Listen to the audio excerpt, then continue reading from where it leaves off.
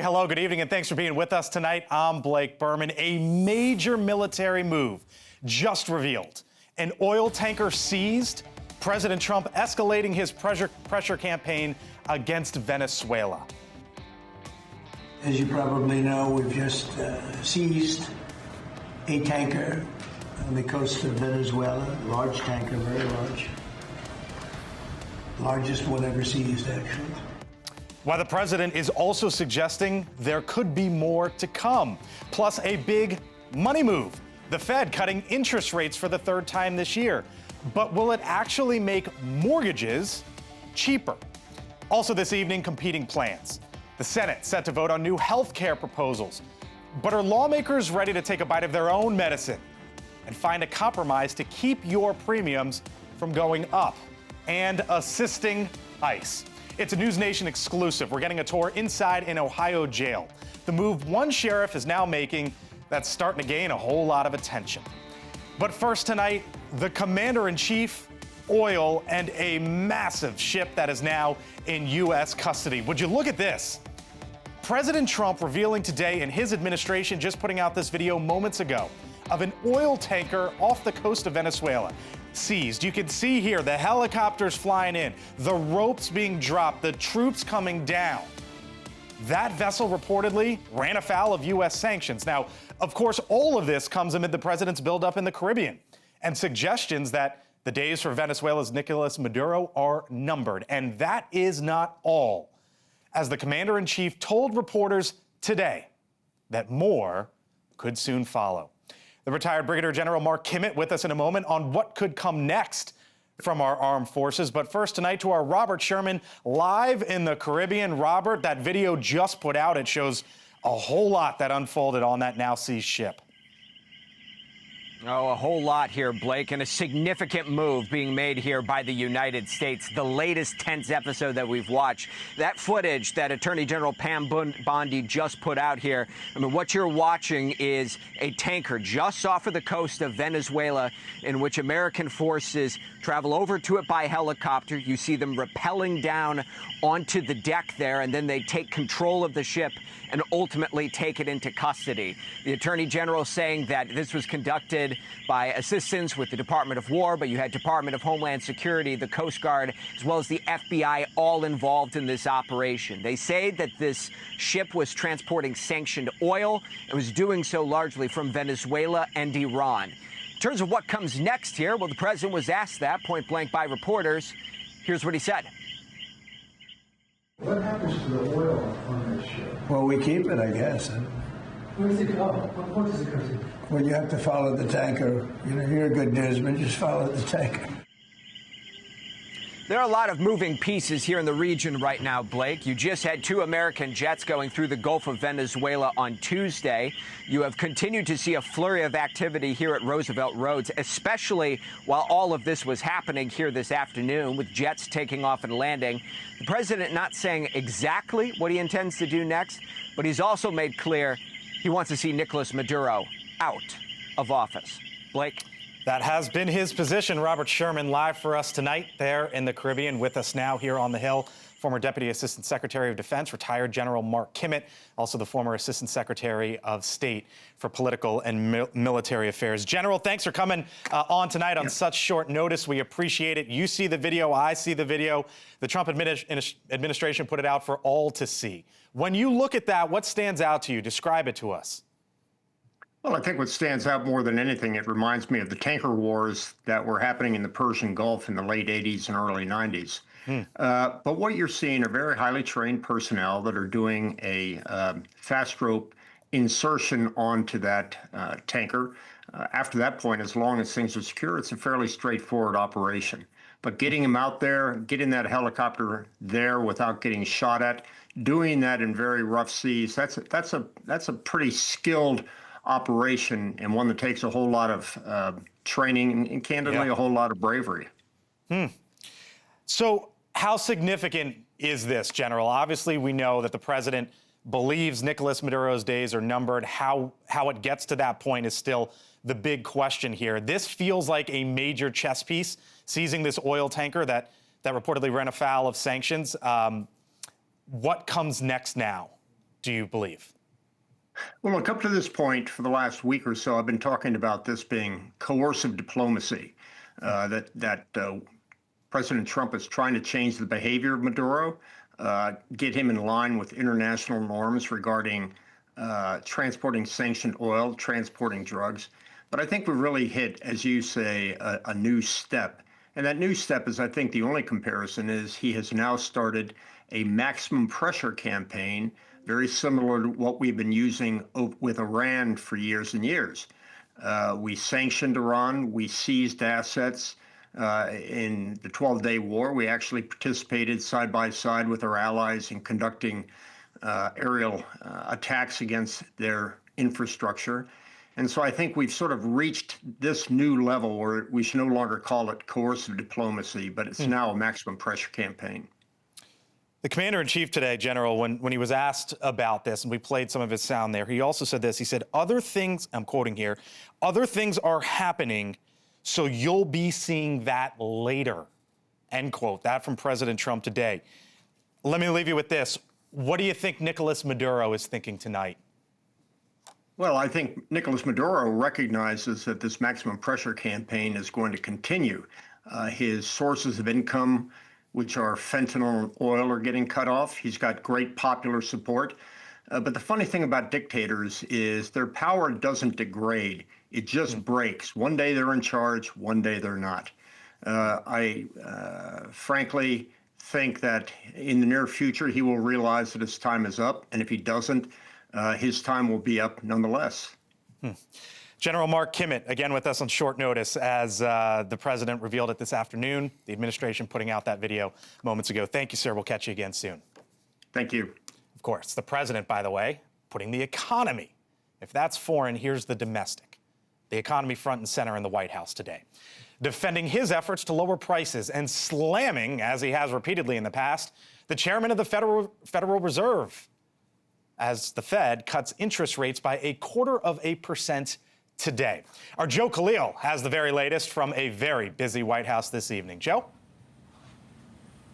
Yeah, Blake, it's pretty clear the president sees the affordability issue and the Federal Reserve not moving as fast as he'd like as two sides of the same coin. Today at his roundtable event, he discussed both happy that the Fed did cut rates 0.25 point, but also slamming Jerome Powell, as he has done in the past, criticizing him for, again, not going far enough, not moving fast enough.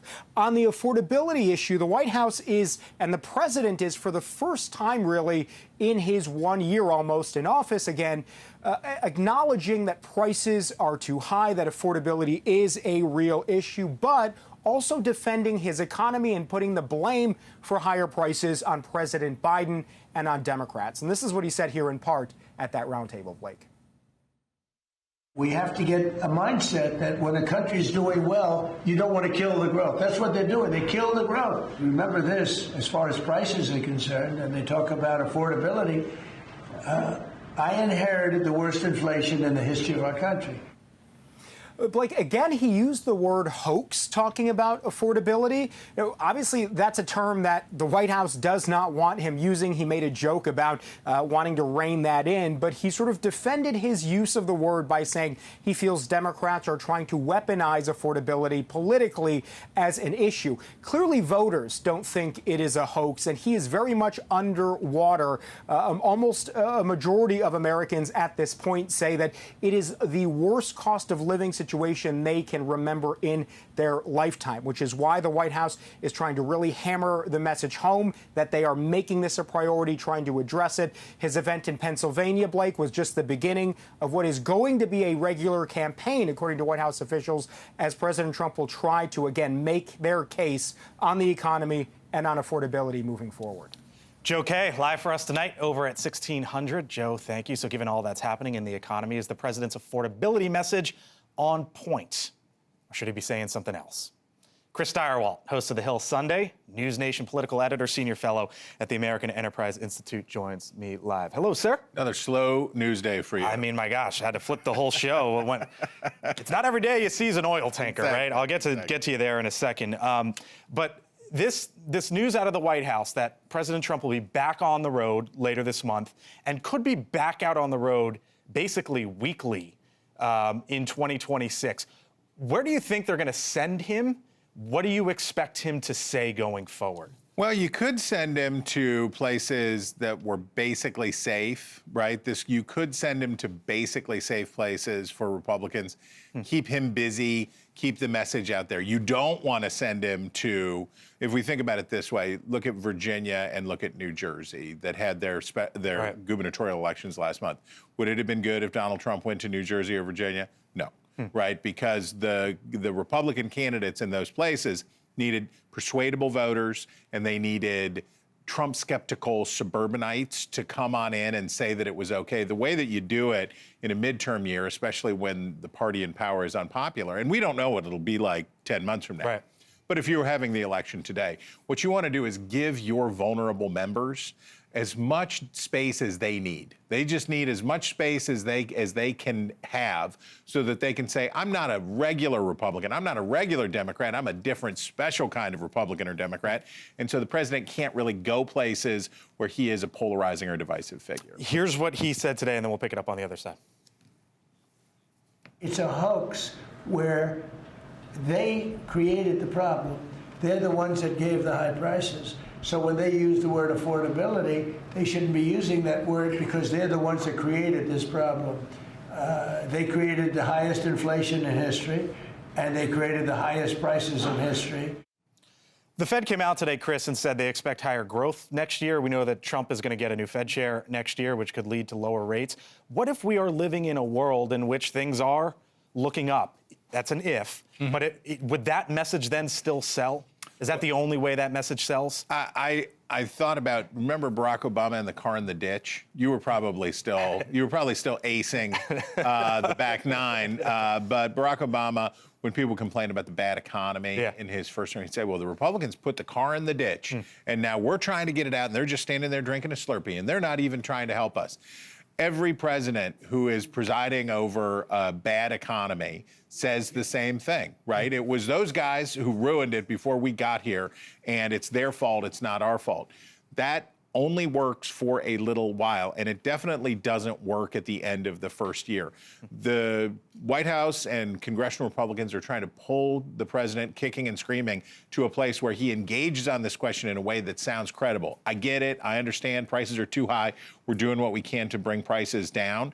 But given the centrality of tariffs for this issue, right, how important tariffs are with this, and since that is Donald Trump's heart and soul, that's his baby, he loves them the most, it's hard for him to address this because it would mean addressing tariff problems. He said it last night as well. The tariffs are his favorite word. Right? I know. So he's not giving up on that. Exactly. Chris Direwalt, thank you, sir. You bet. Appreciate it. Still to come. The president continues to push that Make America Affordable Again message, as he calls it. But are Jay Powell and the Federal Reserve listening? The Fed's big decision today, we'll tell you on the other side what it means for your bottom dollar. And Australia bans social media for kids. Should this country do it next? Renowned psychologist joining us later tonight here on The Hill. Plus, an Ohio sheriff takes a big stand on immigration. His jail detaining more than 2,000 migrants since the president took office. He's taking News Nation inside that facility. We're back live, other side of the break. Anthony Pompliano with me, 4 minutes out.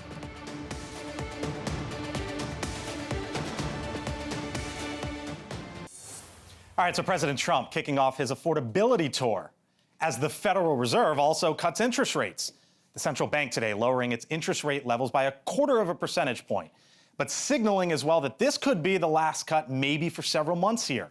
The Fed's interest rate has far-reaching impacts as on the rates that we pay every single day. These are just some examples, right? Home loans, car loans, personal loans, credit cards, savings accounts, business loans. Chances are some of this impacts you. And I want to show you here, for example, mortgage rates. Let's focus on one of these for a second. Because when the Fed moves interest rates, whether it's up or down, it's not perfect, but mortgage rates essentially go with it, right? You can see how this kind of flows up and down together. Right now, consumers are certainly feeling the economic pinch. Here's credit card debt, which has exploded in the recent years, now north of $1.2 trillion. Joining me now, Anthony Pompliano, founder of Pomp Investments, simply known as Pomp to his millions of followers and listeners, friend of the show as well. Pomp, great to see you. Thanks for being with us. So you know this, but I just sort of ticked through some of it here. And I think the reality is we've been hit over the head with a 5-year inflation hammer. And folks at home just want to know, okay, the Fed made this decision. Are things going to get cheaper? What's your read? Well, I think there's really two things that are happening here. Obviously, the Federal Reserve can control monetary policy, and getting rates down is a really big part of making things cheaper. I actually think that they didn't go far enough. They cut 25 basis points. This is the third cut this year, but we should be somewhere in the 2.5, 2.75 ranges. So they should be cutting 50 basis points or more right now. The Fed has spent the last 5 or 6 years behind the curve, and they're still behind the curve. And so I think they need to catch up there. But the other thing that's happening that's going to make everything cheaper around them is the deflation forces that are hitting the U.S. economy. We have things like artificial intelligence and robotics. We've got economic policies, and we've also got things like immigration policy. We know that housing prices are down, gas prices are down, food prices are down. But the thing is that even though those prices have started to tick down, it's a little bit too little and it's a little bit too late. And so people still feel like things are too expensive, and they don't care about kind of small 1-2% improvements. They want to see big improvements to get these prices down. So, you know, the American dream, right? We talk about it all the time. One of the parts of the American dream is at one point to be able to buy and own your own home. And the Fed chair said something interesting today about mortgage rates. Here it was, and then we'll take it up on the other side. The housing market faces some really significant challenges. And I don't know that, you know, a 25 basis point decline in the federal funds rate is going to make much of a difference for people. I showed that chart, right? When it goes up and when it goes down, mortgages go up and down. But if we're in a position here where even Jay Powell says, you know what, this isn't going to really make a dent on mortgage rates, when might that change? Well, look, I think that a 25 basis point, again, it's like bringing a water gun to a gunfight. It just doesn't really have that big of an impact. But what I do think would have a massive impact is to deregulate at the local level. You know, one of the most dangerous groups in all of America are local city councils who refuse to let home builders build homes. And if you went to Economics 101 class, you know, if you build more supply, then prices will come down. And so we have to build more homes. Now, the other thing is that immigration policy is actually having an impact, because if you are taking people out of the population in America through illegal immigration deportations, then you are obviously decreasing demand as well. I don't think that there's any one single silver bullet here, but I do think that if you want to bring down home prices, build more homes. And the only way that you can do that is you have to go to the local level, and you have to get people on these city councils to deregulate and allow people to do this in a very big way, because, again, small incremental improvements don't really move the needle. So the president needs prices to come down. Republicans need prices to come down. The Fed today, Pomp, said they expect the economy to improve next year, and we know he's going to get his new Fed chair, whoever he or she may be. Is that sort of the 1-2 punch? Like, is that the best scenario for Trump in the middle of next year when his new Fed chair comes in? Well, you know, what's interesting is entrepreneurs and government are supposed to work together to get the economy roaring. And the entrepreneurs are doing more than their own part, right? They are building artificial intelligence, robotics, Bitcoin, all kinds of different technologies. And we're seeing that really have an impact. I think 63% of all GDP growth is attributable just to AI-related investments. But now the government, you know, they're sitting there and they're all pointing fingers at Jerome Powell and saying that he's too late. He doesn't know what he's doing. Well, Trump's going to get his guy in there, and whoever that person is going to be expected to cut interest rates. And so I think that if we have GDP growing at 3.5, 3.8%, and you start getting much easier monetary policy, the promise of that from an academic standpoint is you get an economic boom. You get real wages actually growing again. You get people who can actually afford things. It sounds great. I hope it happens. I think they're really trying hard to make it happen. But again, I think the American people are saying, show me, don't tell me. Yeah. By the way, the betting markets have it January 15th, about a 75% chance we'll know who Trump selects. At that point, it'll be a big tell, potentially, as to where things might go. Anthony Pompliano runs Pomp Investments. Got a lot on his plate with us tonight. Thank you, sir. Talk soon. Thanks, guys. Of course. All right, still much more ahead here on The Hill, including a crackdown on social media for children. It was just outlawed in Australia. why it just might be the best thing to happen here potentially in the U.S. Plus, a potential shift on Obamacare. Lawmakers getting set to vote tomorrow on several plans. What it could mean for your health care when we return.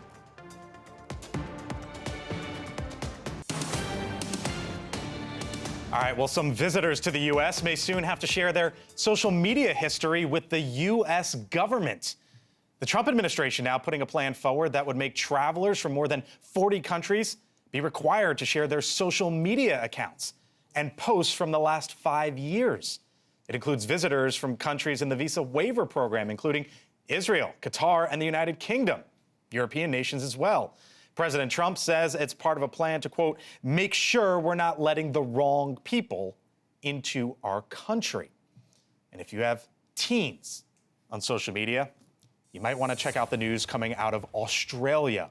1 million teenagers there woke up today without being able to scroll through their social media feeds after that country imposed the first ever youth social media ban. Kids under the age of 16 now locked out of 10 sites, including TikTok, Instagram, Facebook, YouTube. So could the U.S. follow suit? And should this country? Joining us now, she's known as America's psychiatrist, Dr. Carol Lieberman, with us tonight. First time on the show. Doctor, thanks for being with us. This was huge news there in Australia, and I found it fascinating. From your perch, how are children going to benefit from this? This is going to be an incredible benefit, and I certainly hope that the U.S. follows suit sooner rather than later. There are two main ways that it's going to improve kids' mental health. One is it's going to protect them from all of the things that are on social media that are bad for them, such as bad advice, jealousy over what it seems like other kids are having the greatest life. Sextortion. Some kids are committing suicide because of being sextorted. Same thing with bullying. We have a lot of cases of kids committing suicide because they've been bullied, and primarily on social media. Yeah. So, there are body dysmorphia is another example. Kids develop a strange sense of what's perfection. They want to get perfection. Right. I mean, so that's the first thing. All these bad things that kids are getting. But the second thing that is an advantage is that now the kids will have all that free time to do much more productive kinds of things Get off the phone, just be right? glued to their yes. Yeah, I mean, how many times do parents say that? Yes, you sit at dinner table and the kids have the phone out, and they're paying attention to that, not what's happening right in front of them. It is really, that instead they should be studying, they should be doing sports, they should be doing all kinds of extracurricular activities. It is really putting American kids not only creating psychological problems, but putting them so far behind kids in other countries, in some of the other countries where they're not as attached to their phones, who have more time for studying and so on. So here's some of the dangers. You just ticked through them, but here's some other. 6% rise in teens seriously considering suicide in the last decade. Kids on social media more than 3 hours a day, twice as likely to be anxious or depressed. Half of all teens say it makes them feel about their body. So we've been through the downsides, and any parent can tell you they're always saying, get off the phone, get off the computer, right? But what about the idea of if this were to go forward, other unintended consequences? Like what? I don't know. I mean, if you put a ban in place, are there other things that maybe we haven't considered at this point in time that would be additional downsides? Well, I mean, some people are trying to say that this interferes with free speech and things like that, but it really, I mean, there's so many more positives. There was a documentary, I'm sure you and your viewers know, it was called The Social Dilemma. It came out in 2020, and it exposed it was people who had been involved in various social media sites spoke on this documentary. Right. And they revealed the secrets about addiction, all the things that the social media sites do, hidden kinds of things, to get people to be addicted, because the longer somebody stays on social media, the more money these sites can get. Yep. 95% of teens 13 to 17 years old are on these social media platforms. Those who say they are almost on it constantly, double digits on TikTok, YouTube, Snapchat, and Instagram. Dr. Lieberman with us tonight. Major news out of Australia. Thank you for the perspective. Appreciate it. Thank you. Of course, President Trump announcing, by the way, the launch of his much anticipated $1 million immigration gold card this afternoon. Excitingly for me and for the country, we've just launched the Trump Gold Card, and all funds go to the United States government. Could be a tremendous amount of money.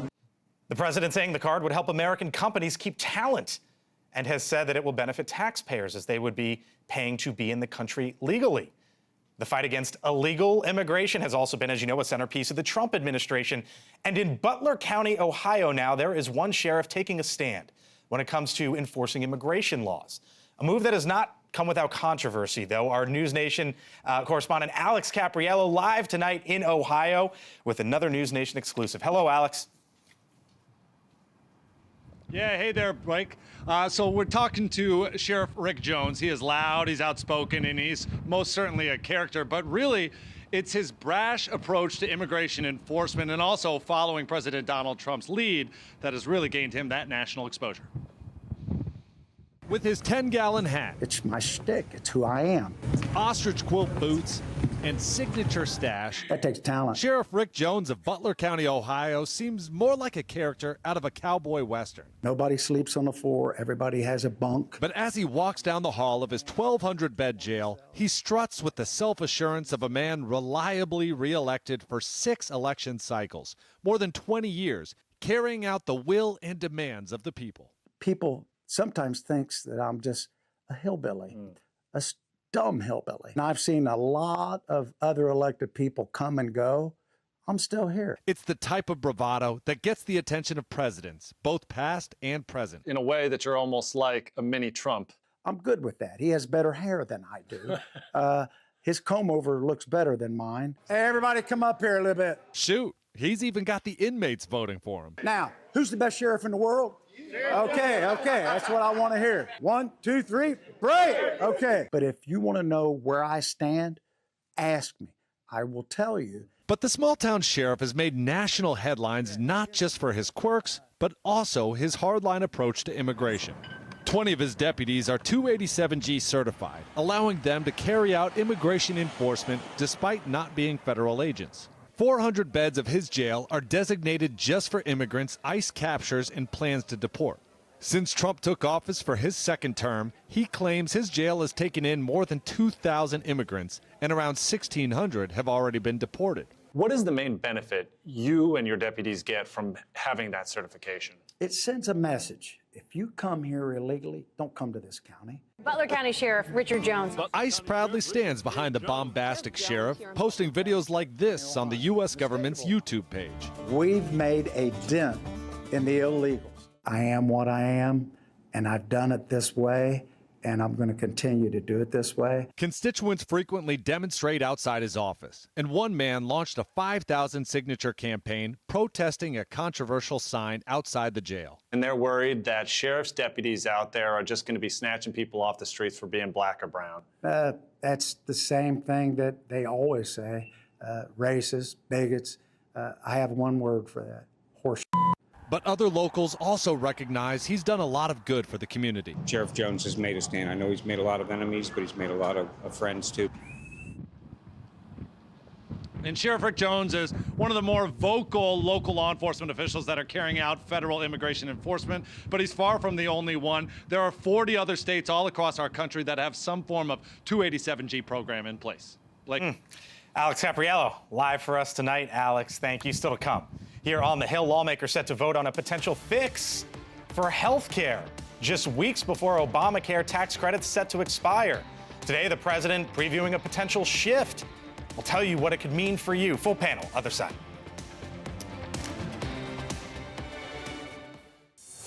As you probably know, we've just seized a tanker on the coast of Venezuela, a large tanker, very large. Largest one ever seized, actually. And other things are happening. Pretty calm announcing it, but boy, is that news. President Trump today revealing that the United States has seized a tanker off the coast of Venezuela. It essentially amounts to a major escalation between the two countries. The U.S. has bulked up its military assets in the Caribbean as the administration strikes alleged drug boats in the area, and Trump ramps up pressure on Nicolas Maduro. Full panel here. With me now, Tamara Keith is the White House correspondent for NPR, T.W. Arrighi, former communications aide to Senator Lindsey Graham, and Dan Cannon, former Battleground States Director for both the Biden and Harris campaigns. Gentlemen, hello. Thanks for being here. Tamara, nice to see you. Good to be here. Before we start, let's show the video real quick. Because Pam Bondi also released this, and you see these helicopters flying in, you see the ropes coming, dropping down, you see all the military personnel get on top of this ship, and now this is seized. And Tamara, I keyed on the president saying other things that are happening that you'll see later. A lot of things have already been happening, and there are questions about what might come next. Certainly, President Trump wants Nicolas Maduro out of there. He's made that very clear. Exactly what he might do to make that happen, he's been less forthcoming about, but this is definitely adding to the pressure. Though the way that they describe this is that this is sanctioned oil. Sanctioned oil, yes. And then the president said, well, maybe we'll keep it. Right, exactly. He was asked about it, and he said, follow the tanker if you want to see what happens. It seems like the commander-in-chief is trying to do everything to not have to send potentially a missile in or escalate this. Is that right? I think that's exactly right. This is now the economic knob that he is trying to twist. And look, this was carrying illicit oil to fund terrorism, likely in Iran. Nicolas Maduro is the illegitimate, in the United States' view, illegitimate leader of Venezuela. He lost resoundingly, if we were to believe all the watchdogs, that he lost convincingly. Right. He's a horrible despot, and he's also an indicted narco-terrorist. These things are true. And I think Donald Trump, look, we've been dealing with the Southern Hemisphere and have had made it a priority since the Monroe era. Right. So this is not new. I think Donald Trump does not want a land war in Venezuela, but he's also sending signs to the global community that the United States Navy is still in command of the seas and that we will use it to twist the knife and get Maduro out, who, by the way, in the early negotiations signaled a willingness to leave power, but wanted to keep control of the army. That's a non-starter. We're going to see now when the money dries up. Other side of the aisle, right move? Really unclear. I mean, Maduro's a bad guy, and he should go. He's not the legitimate leader, and I think, TW, everything you said is something I would co-sign as a Democrat. But I just wish this administration would be more forthcoming with what they're doing and why. And this could be the right move, Blake. I'm not suggesting that seizing oil that can fund terrorism is a bad thing. It could be a very good thing. But whether it's the strikes that are happening, whether it's this kind of escalation, there's a lack of transparency with Congress. Whenever his cabinet testifies in front of the Hill, they're combative and dismissive. And I think the American public needs to understand if there's a regime change, or a real escalation on the horizon, they should understand the stakes and why we're getting into this and under what circumstances. All right, so that's foreign. Now back here at home, the deadline is looming for Congress to pass a fix to the Affordable Care Act before the subsidies, the Obamacare tax credits, expire at the end of the year. We're in December, as you know, so they got to get moving on this if they want to fix it. The Senate set to take up a vote on competing Republican and Democratic bills to address premiums tomorrow. The president today touting a potential shift to the health care system. What we're doing is we want all of the billions and billions of dollars that went to insurance companies to go directly to the people, and they can buy their own health care. And people love it. It's December 10th. There's 21 days left in the year, but the folks in that building are gone in a week. Yeah. So the clock's really ticking here. It is, and the only way the math works to get something really big like this done is it has to involve some sort of bipartisan compromise. There actually are not enough Republican votes in the Senate to do this. Right. And there are, and also Republicans don't agree on what they want to do. So Republicans are talking about health savings account. You get to put your money into account. Democrats say, we have this thing. For the tax credits, extend it for another 3 years. Right, and instead, which are polar opposite. They're very different ideas, and the very likely outcome is that none of these things will pass. And at the end, come January, people already have sticker shock, but it's going to be real when those payments are due. And that could be a political problem. So you're going to tell me that they should extend. You're going to tell me that they should go forward with the health savings accounts, right? They should build a time machine. Okay, so let's set that aside. I guess the real question here is, how does something get done, and if it gets done, when?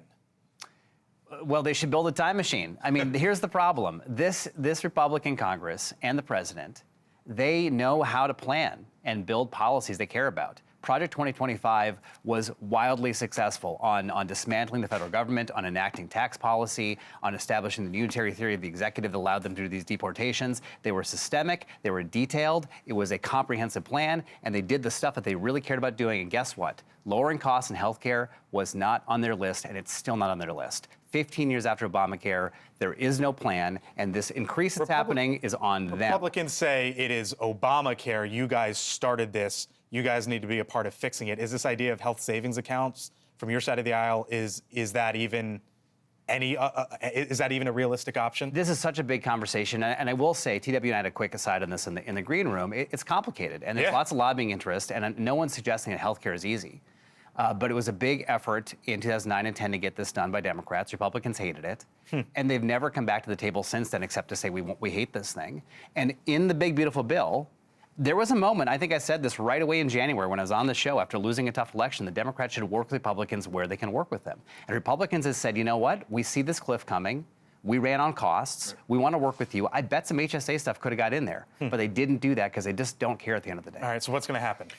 I don't know, but whether it's health savings accounts, whether it's a short-term extension of the subsidies, the fact of the matter is Donald Trump is right, and these billions of dollars of federal payments are going to prop up a broken system and propping up the insurance companies. Look, I wish that the Democrats took the deal to reopen the government in mid-October when it was first presented to them and open up the debate. They did not. Look, there are a lot of places that I think Republicans and Democrats can work together. I talk about price transparency. You talk about PBMs or drug price negotiation, a whole slew of things. My biggest thing is I don't want the American people to bear the brunt of the government's mistakes. But that does not mean we keep propping up the ACA, which is anything but affordable. Let's deregulate where we can. Let's break up monopolies where we can. Let's get a competitive, price transparent system that serves patients, not the company. The thing that Washington does the best is punt and short-term deals. Is that what's going to happen here, real quick? I don't know if they're going to even be able to do that. Is that what happened? I don't know either. I think they have to own this, Blake. I don't know. All right, and that is with two very smart analysts and a fantastic reporter, and what we're hearing as well. This is what's before them tonight. Guys, thank you. Tamara, thank you. Appreciate it. Still to come. Other side of the break, a child born in a driverless car. The youngest passenger to try out the new technology. We'll explain.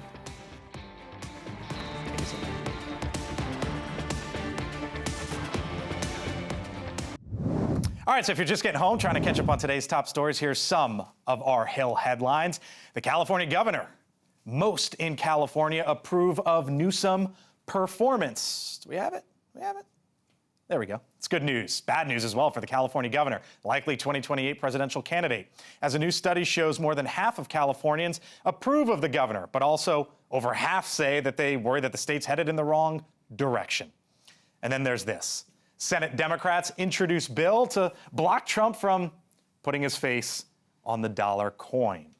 A couple of Democratic senators are trying to prevent the president and any sitting or living former president as well from having their likeness on U.S. currency.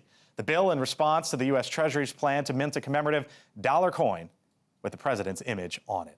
And finally, how about this? Mom gives birth in Waymo car in San Francisco. If you were watching the show the other night, you know we were talking about Waymo, right? The self-driving cars. Well, this was a delivery of a different kind. According to Waymo, the company's remote rider team detected, quote, unusual activity in the car. They contacted 911 before both mom and baby arrived safely at the hospital. How about that?